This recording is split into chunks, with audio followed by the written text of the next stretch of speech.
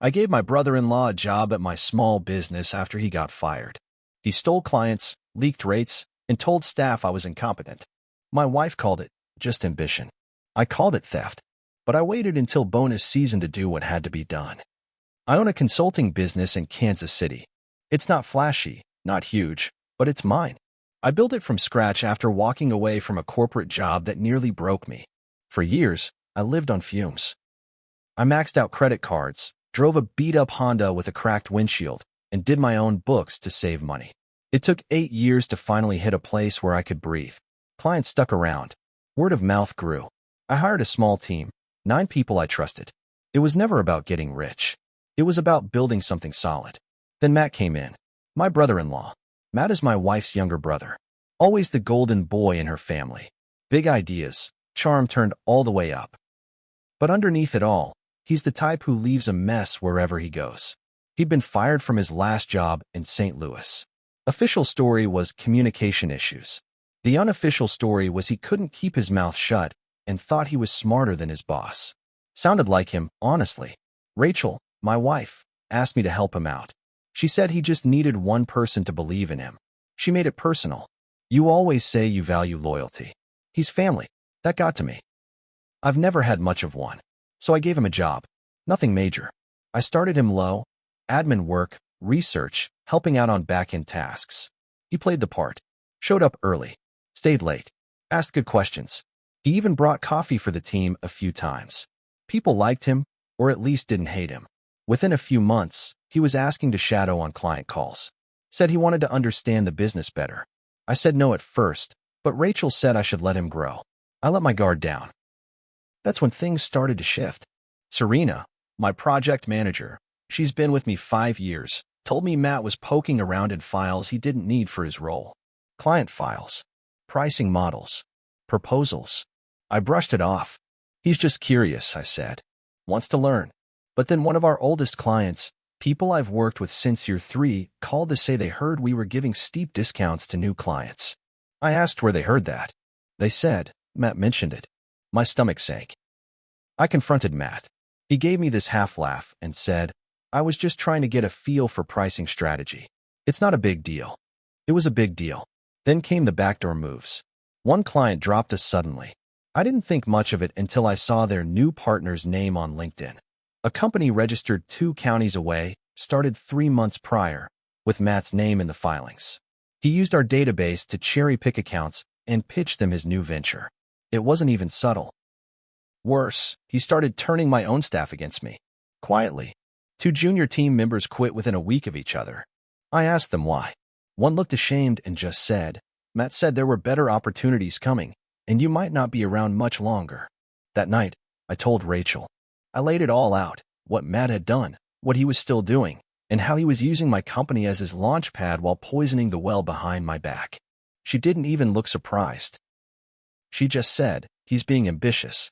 Maybe he sees things you don't. That moment broke something in me. I realized she wasn't going to help. Worse, she might have already picked a side, and it wasn't mine. So I stopped talking. I started documenting. I had our IT guy track Matt's email activity.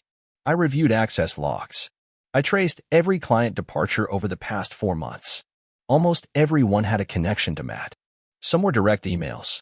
Some were scheduled coffee chats. A few were through mutual contacts he hadn't known until he worked for me. I didn't blow up. I didn't fire him. I let him think I hadn't figured it out. I let him feel safe, comfortable. I even nodded along when he told me he might want to start thinking bigger soon. Bonus season was coming. It's when we distribute our performance bonuses, something I always took pride in. The team worked hard, and they deserved it. But this year, I made a few changes. Quiet ones. I moved the bonus distribution by a week. I had Matt's access rerouted. I flagged certain conversations and copied all his outgoing emails to a dummy account. Then I waited. I wasn't going to scream. I was going to ruin him.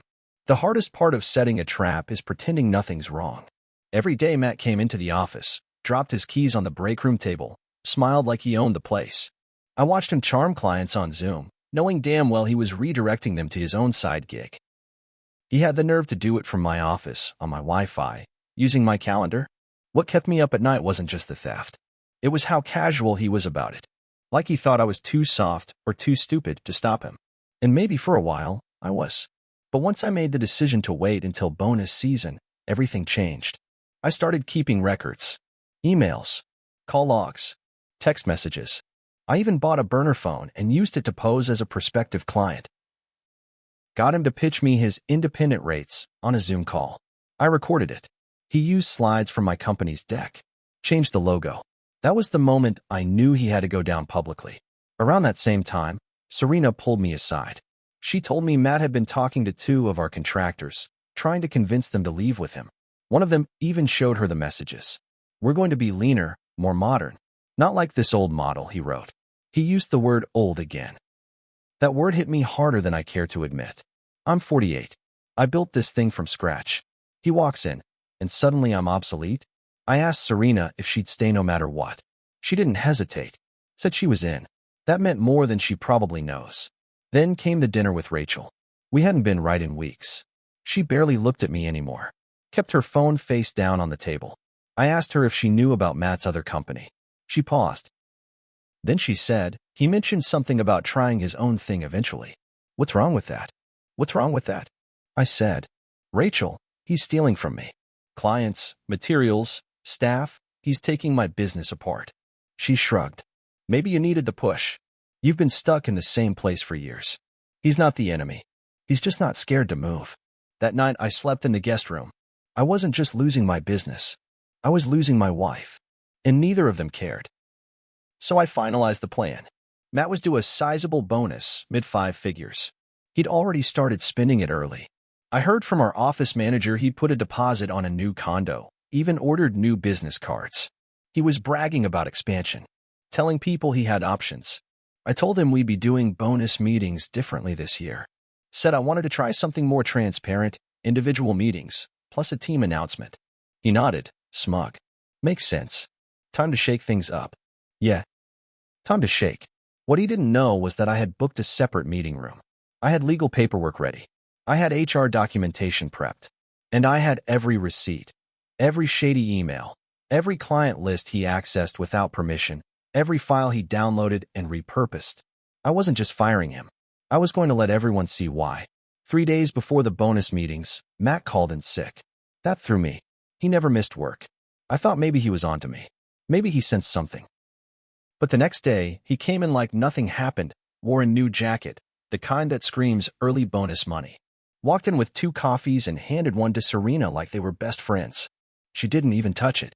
Later that afternoon, I got a call from a client we'd landed 3 years ago. Solid account, consistent business. They said they were reevaluating and that Matt had told them things were shifting internally. I hadn't even spoken to them in a month. I asked for details. The client hesitated, then said Matt implied I might be stepping down soon. That was the twist I didn't expect. He was setting me up to be replaced. He wasn't just stealing clients. He was trying to take over. He had been telling staff and clients that the company was going to be transitioning to a new leadership model. When I asked Serena about it, she finally came clean. One of the younger team members had mentioned it weeks ago, but she hadn't wanted to stress me out until she had proof. Well, now we had proof. Matt had been quietly building a coup, selling a story that I was tired, ready to retire, and passing the torch. Said the business would keep the same name, just with new leadership. I saw red. I pulled our IT guy into my office and had him do a deeper forensic scan. Turns out Matt had been using a personal Dropbox account synced to his work laptop. We found copies of internal strategy decks, contracts, performance reviews, even a spreadsheet labeled reorg_plan_2025.xlsx. It listed all current employees, their loyalty scores, and whether they'd likely jump ship. He ranked me at 0. It wasn't just betrayal anymore. It was identity theft. He was trying to be me inside my own company. Then came the final twist. That night, Rachel came home late. She looked nervous. I asked her if she was with Matt. She said no. I asked again. She admitted she had dinner with him and 2 of my clients. That was it. The last thread snapped. I realized she hadn't just been blind to his behavior. She'd been enabling it, helping him. Maybe not directly, maybe not fully, but enough. Enough to make her complicit. I didn't even raise my voice. I just said, on Friday it's over. She looked at me like I was the villain. Like I was the one betraying family. But I wasn't walking away. I was walking through. And when Friday came, I'd make sure neither of them ever forgot what I built and how fast I could take it back. Friday morning started like any other. Calm. Too calm. Matt strolled into the office in a navy suit and a cocky grin, like it was his coronation day. He greeted people with fake humility, big day today, huh? And even tried to joke with me at the coffee machine. I didn't respond. I just looked at him. The kind of look that makes people pause. I had the meeting rooms booked. 2 separate spaces, one for the team-wide bonus presentation and one for Matt's private review. I scheduled his last, right before lunch. I wanted an audience ready and watching once the final shoe dropped. By 9:30 a.m., everyone was in the main conference room. I stood at the front, gave my usual speech. Thank you for the hard work. Thank you for the dedication. This year was tough, but we pulled through. I called each employee up, one by one, handed out envelopes and shook hands. Smiles. Applause. Gratitude. Except for Matt. He kept checking his phone, looking around. He thought he was getting the big one. He thought this was the moment I passed the baton, or maybe just walked out. But instead of calling his name, I said, "That concludes our distribution. One more meeting today, then I'll be off-site for the afternoon." Matt froze. He smiled quickly, too quickly, and followed me out. I walked him to the second room, closed the door behind us. On the table sat a thick folder. Inside, every printed email, client complaint, Dropbox log, business registration document, and a copy of the reorg plan with his own signature at the bottom. I didn't say anything at first. I just let him open it. He started flipping through, slower with each page. His jaw tightened. He stopped when he got to the burner Zoom transcript, the one where he pitched his own firm, using my slides. He looked up. "You've been spying on me," he said, trying to play indignant. I leaned in. "You were stealing from me. Every day? From the clients, from the staff, from me. And from this point forward, you're done here." He stood up. "You can't just—" "Yes," I said. "I can. You're not an employee anymore. You're not family anymore. And by Monday, you'll be a cautionary tale." His face changed. Panic, confusion, something close to fear. For the first time, he didn't have a line ready. No smugness. No angle. Just silence. I handed him an envelope. Inside was a formal termination letter and a copy of the cease and desist, already notarized. My attorney was on standby. Every client he'd contacted had already been warned. And his bonus? Forfeited, pending legal review. A clause he signed himself when he joined. He opened his mouth, but no sound came out. Then, from the hallway, laughter. The staff had heard the door slam. Some had guessed. Serena was already pulling the files together for our HR portal. Word was spreading. Fast. Matt backed out of the room, shaking his head, still trying to think of what to say, but I was done listening. And Rachel? She hadn't texted all morning. That part, her part, was coming next. Matt didn't come back into the office after that meeting. He sent one text to the group chat, some crap about taking time to realign his vision, and then he ghosted. I had the locks changed by 5 p.m., and my lawyer hand-delivered the cease and desist to his apartment the next morning. By Monday, every client he'd poached had been contacted. I told them the truth. I showed them the documents. Most of them came back. The ones who didn't? They were dead weight anyway. Clients more loyal to price than people. Good riddance. The best part? One of the clients Matt had bragged about stealing was actually a friend of mine. I'd asked him to play along, to let Matt pitch him, get it all in writing, and then pull the plug. That guy CC'd me on the decline email. Matt never replied. Never had the guts. But that was just business. Rachel was the part one couldn't fix with contracts. When she came home that Friday night, she found her key didn't work. I'd already packed a suitcase for her. Set it on the porch. Nothing dramatic. Just clean. She knocked. I opened the door just enough to hand her an envelope. It had the printouts from her dinner with Matt and 2 of my clients' pictures taken by the same client who sent the email. He thought I deserved to know. Inside was also a separation agreement, already notarized, offering a clean split. No lawyers unless she wanted them. The house. I'd buy her out. The accounts? She could keep what was hers. She didn't cry. She didn't scream. She just looked at me and said, "You're really doing this?" "You already did," I said. "I'm just making it official."